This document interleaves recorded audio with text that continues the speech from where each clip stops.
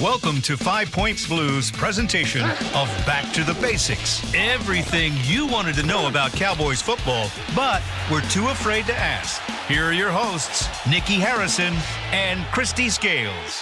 Hello, hello, hello. Welcome to Back to the Basics. Everything you wanted to know about Cowboys football, but were too afraid to ask. I'm Nikki Harrison here with Christy Scales. How are you today, Christy? I'm doing great, and Good. want to give shout-outs to some folks who reached out to us via our email this past week, all the way up in Nova Scotia. Nice. In Canada and Halifax. Hello to Rod Murray. Thank you for your note this week. Rod Rodriguez in Virginia, 31 years serving in the Marine Corps. Now retired from the Marines. And thank you. Big Cowboy fan up in Virginia, Very in the good. heart of Redskin territory, carrying the flag for Cowboy Nation. He's brave. Also, yes. And then Kelly, well, now Rod in Halifax says that they're surrounded by a lot of Patriots fans. Makes sense. Especially during Super Bowl week. Oh, But yeah. Rod's carrying the Cowboy Nation and He's 5 brave Points as well. Blue I flag like it. for us in Canada. And also to Kelly Young. Hello to her.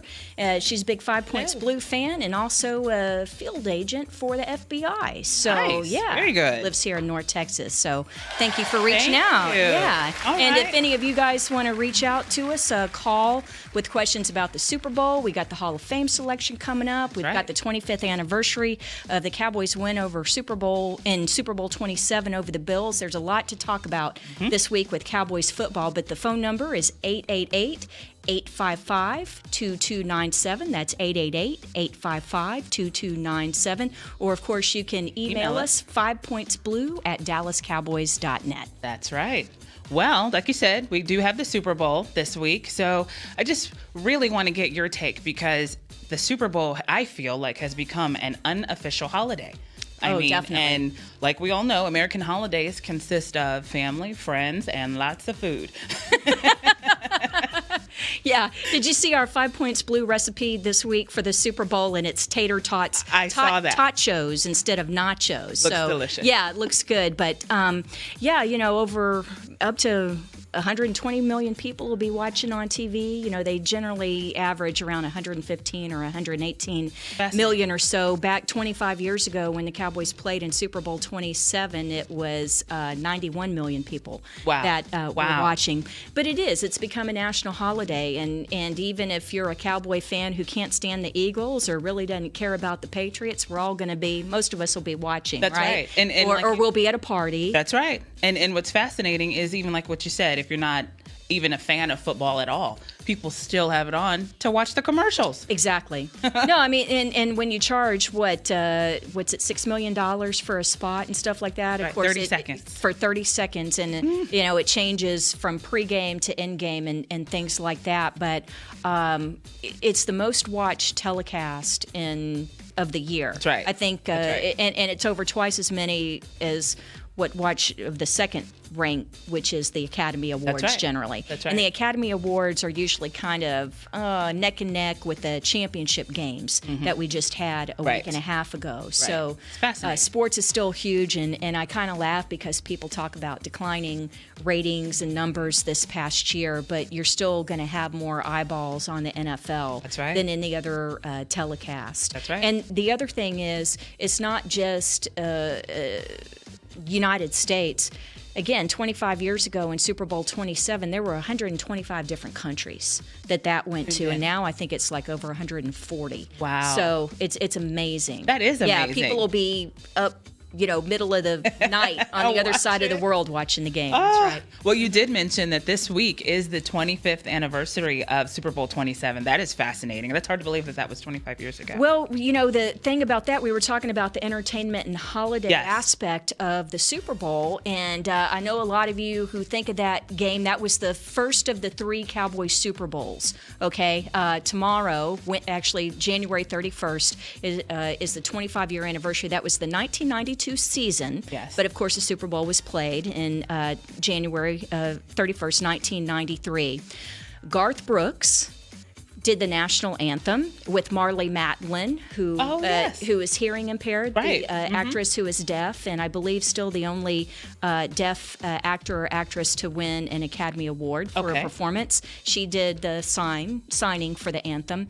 And then, of course, halftime was Michael Jackson with his medley of songs. Yes. Included Billie Jean and Black and White, and ended all the kids on the stage with I remember Heal that. the World and We Are the World. That was good. Yes, and so that was really the first of the type where you had one of the top entertainers in the world at the halftime. I mean, before that, we'd had everybody on game day, whether it was pregame or halftime. You know, it would be college bands.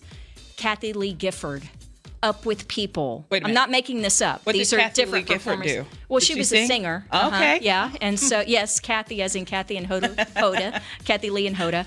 But yeah, so when it started in the late '60s and then through the '70s and the '80s, you know, I mean, you had some pretty good talent out there, but Michael Jackson was really the first where they just took it to a whole nother level. Wow. And then when the Cowboys played the Bills the next year in Super Bowl 28, that was in Atlanta, Georgia. It was country music theme with Tanya Tucker and the Judds and some different country performers.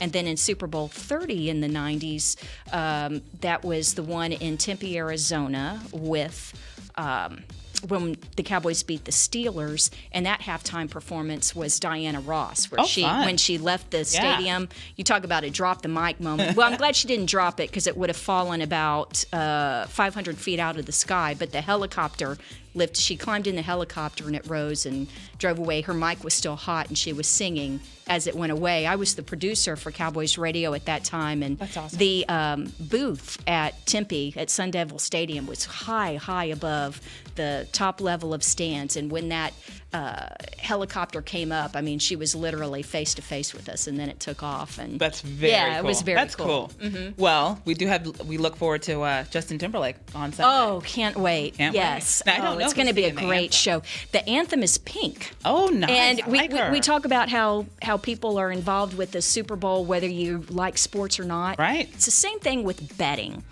With when the line opened for the game itself, whether you were going to bet on the Patriots or the Eagles to win the game, it opened at 6.5. The Patriots were the favorite, but over the last week and a half, that number has gone down to where I think the Patriots are now a 4.5-point favorite. Okay. And then you can obviously the odds-on favorite for who the Super Bowl MVP is going to be is Tom Brady, but there are so many things you can bet on. Wow. Including how long Pink's national anthem will be, whether it's less than or more than 2 minutes in length. And you can also bet on the color of her hair at the start of the anthem. And I read that and I'm like, the color of her hair at the start of the anthem, is it going to change during the anthem? I guess. But the odds-on favorite is white or blonde. And then green is in there as well, pink. Of course. Black. You know, so you know, I don't know if these artists are allowed to place bets on themselves and then, you know, decide to do their hair a certain color. Yeah. Yeah. Well, speaking of this weekend, the Hall of Fame selection is this weekend, and I actually have a question. Okay. KK in Tyler, Texas, she wants to, I don't know if it's a he or a she. Okay. Well, this is her question, or his. One of my favorite Cowboys is Everson Walls because he played for my high school, the Berkner Rams in Richardson. Mm-hmm. Do you think he makes it into the Hall of Fame this year? And how exactly are they selected? Ooh, great question. It's going to be tough for Everson, and I sure hope so. Does he deserve to be in my opinion, and probably most of you in Cowboys Nation would say yes. Okay. But there are 18 finalists that are being discussed during the selection committee's meeting, which begins Saturday morning. We'll know late afternoon how many of those finalists are being voted into the Hall of Fame. Okay. The number can be anywhere between 4 and 8. So at least 4, no more than 8, will be in the new class that will be inducted this summer in Canton, Ohio. So Everson and then also Terrell Owens are finalists. So those are the two players that have Cowboys ties that are involved.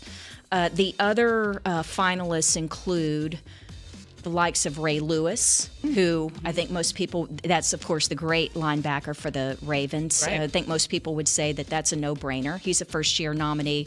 Randy Moss, the wide receiver. Okay.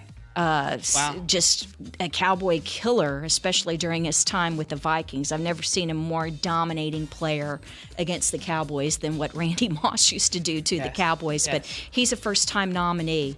Brian Urlacher, great linebacker for the Chicago Bears, is a first-time nominee. Okay. And then you've got guys like John Lynch. Okay. This is his 5th time to be a finalist, a great So- safety. So you have these players. What happens is you start off with 108 nominees, and it gets winnowed down to semifinalists and then finalists. And the way that they're voted upon is there are 48 members of the Hall of Fame Selection Committee. Okay. They are members of the Pro Football Writers Association of America. So it's decided upon by media. Of those, so each city gets a representative. So for Dallas, it's Rick Goslin, formerly of the Dallas Morning News, representing our market and the It's Cowboys. just one? So, well, yet. Unless you have 2 teams, so places like, Okay. for example, New York and Got it. now Los Angeles could have Okay. more than one. Okay. Chicago, there's a writer from Chicago. There would be a writer for Cleveland and the Browns. In fact, that's a female. We have 2 females that are among the 48 Okay. selection committee members, and the first female ever to vote, and she's a former president of the Pro Football Writers Association. It's our own Shireen Williams, formerly very of the good. Fort Worth Star-Telegram, and a great Yes. friend of ours. You know what? We'll have Shireen come on the should, podcast. A absolutely. real good friend of ours. We'll get Shireen to come on and give more details about it. But what happens is, Brian Urlacher, for example, being a Chicago Bear, the writer from the Chicago market would do the presentation on Saturday morning, and he basically is lobbying everyone else in there for their vote. The person who's representing Everson Walls is Rick Goslin, because Okay. Everson is known most as a Dallas Cowboy, and so he also played a couple years for the Giants and then also for the Browns. But Everson is a Dallas Cowboy. So Rick Goslin presents the case to all of the other writers. And when I mention the writers, I mentioned that you have it from the different cities, but then you also have some at-large members. Okay. And that would be, for example, Peter King of the Monday Morning Quarterback and Sports Illustrated. Okay. John Clayton, formerly of ESPN. So it's some national writers and then beat writers for the individual markets. And so, everybody makes their case, and then they vote yes or no. And if you get 80% of the vote in the room, then you are a Hall of Famer. But, again, you can only have a maximum of 8. So there may be more than a few votes that take place on, it's like, okay, we're down to 10. Now we got to get down to 8. Now let me ask you this. So you were saying, a couple of those that you were naming, like Terrell Owens and Everson Walls, first-time nominee. Is there a cap on how many times you can be nominated? An excellent question, and that's because it applies to Everson Walls. Okay. Everson, first of all, you cannot be considered until you have been retired for 5 years. Okay. It's like, why isn't Peyton Manning in the Hall of Fame? He's like the greatest. Well, he hasn't been retired for 5 years. Okay. As soon as his 5 years is up, then he's obviously a first ballot Hall of Famer. Okay. And so you have Everson Walls. This is his 20th year since he's retired, since he's been eligible for, after his 5 years and 20 years. This is the last time that Everson Walls is a candidate as a modern era finalist. Okay? If he doesn't get in this year, then he goes into a big pool of former players that it's been more than 20 years. And then it would be up to a seniors committee. Seniors as an old guy. But it's not impossible. It's not impossible. And But what it's happens is the seniors committee is allowed to nominate 2 players each year. Okay. And the 2 nominees this year are Robert Brazile, who is a great linebacker for the Oilers. When I was growing up, he was the star. It was him and Elvin Bethea and Earl Campbell and Dan Pastorini and I've heard those. Billy White Shoes Johnson, in the 70s and early 80s for the Love You Blues, the Houston Oilers. And then the other senior committee nominee this year is Jerry Kramer, who great offensive guard for the Green Bay Packers, Lombardi's Packers, and all the championships when it was Bart Starr and Paul Hornung and all those guys. I mean, I can't believe Jerry Kramer is not in the Hall of Fame already, but he hasn't been. So those two guys, Kramer and Robert Brazile, they get discussed on Saturday along with the other candidates like Everson and Terrell Owens, Urlacher, Ray Lewis, John Lynch, Alan Faneca, who's a guard for the Steelers, Kevin Mawai, center for the Titans and the Jets, Isaac Bruce, if you remember the Greatest Show on Turf of the St. Louis Rams. Those guys are all nominated. And then there's one contributor who is nominated this year, and that's Bobby Beathard.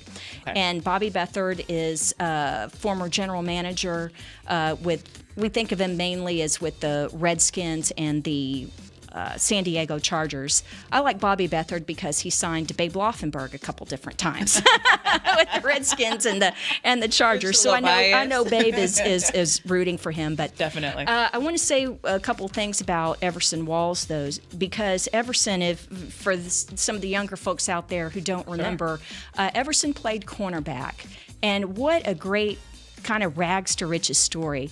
KK mentioned Berkner High School, which is in Richardson. Mm-hmm. Well, that was my rival high school from Lake Highlands. Yes. But actually, before moving to that part of Richardson, Everson grew up in Hamilton Park, Stoltz area of Dallas. He went to my junior high earlier than I did, at Forest Meadow Junior High, which is literally 2 blocks down the road from the old Cowboy practice facility in the Lake Highlands, North Dallas neighborhood.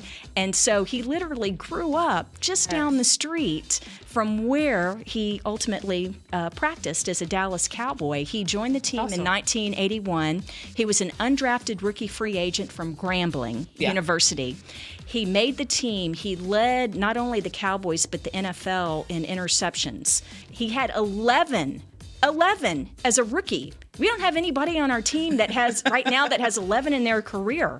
He had 11 as a rookie. 5 different times he led the Cowboys in interceptions. When he left after 9 years with the Cowboys, he had 44 interceptions in his Cowboy career, which is second all-time only to Mel Renfro, who is a member of the Hall of Fame. That's right. And then when Everson left the Cowboys, he went to New York, where he played for Parcells and a defensive coordinator by the name of Bill Belichick. And he won a Super Bowl as a member of the Giants, and in fact made a touchdown saving tackle in their win over the Bills in their Super Bowl. So very cool. Yeah. Very good luck to Everson Walls. And if all of that doesn't ring a bell, remember when one of the former players gave his kidney to his old teammate? Absolutely. That was Everson Walls. And his teammate Ron Springs, who was the longtime fullback for the Dallas Cowboys, was in failing health, a very, very poor health, and needed a kidney transplant. And Everson donated his kidney and got a couple more years for. And Ron passed away later, but Everson was able to prolong his life and give Ron more time with his family. So beautiful. That's beautiful. Well, by the way, we will Douglas. have a TV crew in Everson Walls' room when he gets the announcement. That is really exciting because remember how fun it was. Yes. Thank you for mentioning that, Douglas. Yeah, Scott Purcell's in here with me, and he said, hey, they might want to know that. Well, you guys, Cowboys TV, Scott, Doug, everybody did such a wonderful job last year. I think a lot of us have seen the video of when Jerry Jones was in his hotel room or the suite there. Yeah. It was at the Super Bowl, right? Which was in Houston last year. Yes. And the family's all together, and they get the knock on the door, and it's Joe Baker, if I remember correctly, who's the president of the Pro Football Hall of Fame, knocked on the door, and when they opened the door and saw who it was, they knew that Jerry had been voted in, and they're all jumping up and down and seeing screaming. The joy on all of their faces was just, it really was tear-jerking for me. Sure, absolutely. Absolutely. loved Can it. you imagine? I mean, how it No. changes your life. Can't like imagine. that. And what a, just a great affirmation, honor. of course. For sure. So hopefully it happens for Everson. I would mention one other thing. Everson is not yet in the Cowboys Ring of Honor. And although there's nothing official, don't you think that's going to be rectified this season? Let's hope so. I hope so, too. Let's hope so. Yeah. He deserves it. Absolutely. Deserves Absolutely. it, for sure. Well, sticking with the Hall of Fame selection, Gene in Conway, Arkansas. Yes or no? Terrell Owens in the Hall of Fame? Oh, Gene. Certainly the numbers. He's second all time in receiving yards. His, 153 touchdown catches is second all time in NFL history. The numbers are there, but his reputation, well, I say off the field, not like any problems with the law, nothing like that, but just in terms of team chemistry and things like that. Tough. Yeah, that's tough, especially this season. This is actually Terrell's third time to be a finalist, and it's going to be tough this year, especially I mentioned like Ray Lewis and Randy Moss. See, Randy Moss was a guy who admittedly did not run hard on every play. He admits that he would take plays off. If the ball wasn't coming his way or it was a run play or whatever, he would not give 100% effort. And is well known, and he's admitted it. And so, well, if you're going to count that against something, stuff about chemistry against Terrell Owens, then shouldn't it count against Randy Moss? I mean, so you get into all these kinds of questions. And so I think that Terrell, it's going to be a long time. I would vote no, but You would vote no. Okay, Gene. I mean, I like Terrell personally, but you can argue whether he ultimately made teams better or not. Gotcha. Okay. Because not everything is reflected in statistics. Sure. Let me just leave it at that. That's true. Okay. Well, we're going away from Hall of Fame. We're going to talk some Cowboy stuff really quick. Okay. There have been some talks about Dez Bryant, some rumblings about performance and contract, and is he going to be released? Is he going to take a pay cut? It could be approximately $16 million against the salary cap. What are your thoughts? Well, I think that he's the highest paid player on the team last year in terms of the biggest hit against the cap by a lot, over $16 million, and he's over $16 million against the cap this year. Mm-hmm. And frankly, the numbers haven't been there to justify that kind of payout. Gotcha. Now, let's say that all the receiving corps numbers were down dramatically this year, as were Dak Prescott's. The problems with the passing game were not all Dez's fault. They were not all Dak's fault, not all Cole Beasley's, not all Jason Witten's, not all the coaches. There's a lot of issues that need to be addressed to get things back to where they were a year before. So should this conversation be happening absolutely, right now? It should be happening. And the reason why it's happening is, there's speculation as to whether or not the Cowboys are going to ask him to take that pay cut. And I don't think you can justify $16.5 million for that kind of production. You can't. Okay. And so I think Dez is still a very valuable piece on this team. Everybody says, cut him and save the money and get somebody else. Until who? Right. Okay. Right. Even if you draft someone, and you don't know with the draft, you may have someone targeted in the first or second or third round or whatever, but that doesn't mean you're going to get him. So Dez is still a very valuable member of this team, and don't cut him just to that. But how much is taken into consideration the fact that the offense was, all about the run for at least the last couple years, right? Well, that's the thing. When the best way to have a good passing game is to have a good running game, because then the defense has to account for the running game. Well, when you don't have Ezekiel Elliott for 6 games and the defense isn't having to commit as many resources to stopping Zeke, then they're going to commit their resources to stopping the passing game, right? Makes it's total pick sense. your poison. Mm-hmm. You're going to stop Zeke. You're going to stop Dez, double team him. And the thing is, Dez doesn't get as much double coverage as he used to. Right. Dez is a very valuable member of this team, whether he catches the ball or not, because at least in the past, he draws a lot of pass coverage, right? Yeah. Which means other guys should get open. For sure. And if they single Dez, just one person covering him instead of double covering him, then he needs to win his one-on-one matchups, and he didn't win all of those this year, frankly. But you can say that about all of the receivers. So, the question is going to be, will the Joneses ask Dez Bryant to take a pay cut? There are a lot of us observers and longtime media people who think that will happen. And then how Dez responds is going to be, and whether it is brought up, a pay cut at all is going to be one of the main storylines, probably the biggest storyline of the offseason, at least from a media perspective. Wow. Okay. Got to watch how that unfolds. Well, before we go, because we only have 5 minutes, you have a cool story about the flea flicker and the Eagles from what was it, 2 weeks ago? Yeah, do you guys remember, was that in December or early January? We had a question about what is a flea flicker. I think it was in November. Yeah, it was in November. A flea flicker is a trick play where the quarterback hands the ball to the running back who starts to run towards the line of scrimmage and then turns and flips it back to the quarterback who then throws it long to a wide receiver down the field. So it's a trick play. It's fun. Well, the Eagles did a flea flicker in the championship game in the win over the Vikings. Yes. So this is a story, and it's from Peter King in his Monday morning quarterback column this week, and it's about Doug Peterson, who is the head coach of the Eagles, and his decision to have the flea flicker as part of the game plan for the championship game and the execution of it.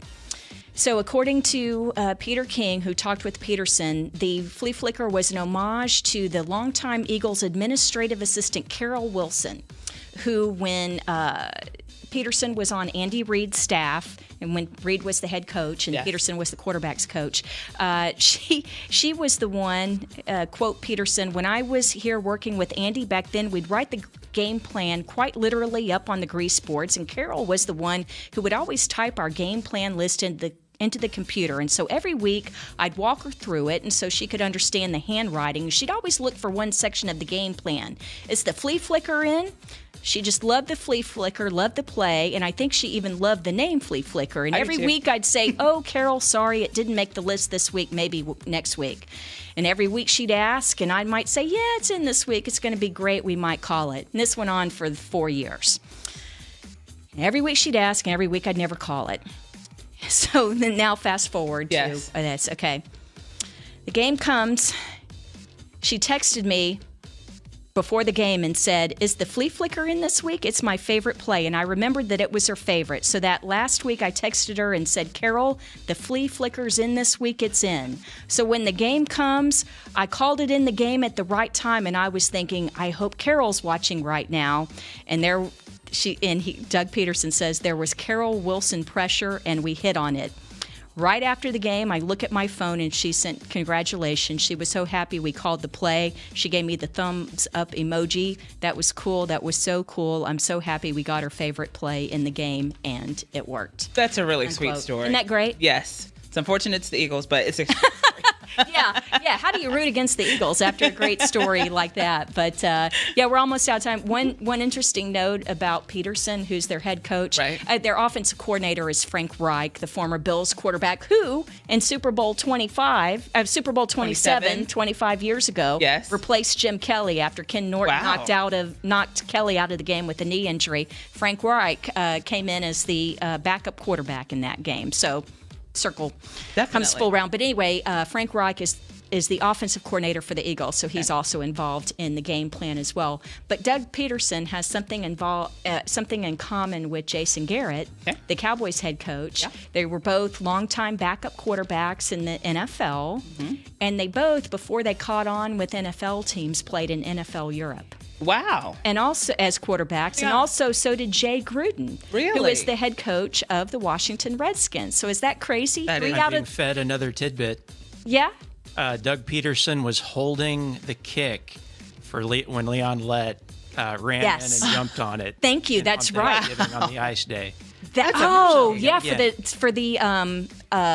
For Stoyanovich, that was with the Dolphins, right? That was the frozen Thanksgiving game at Texas Stadium.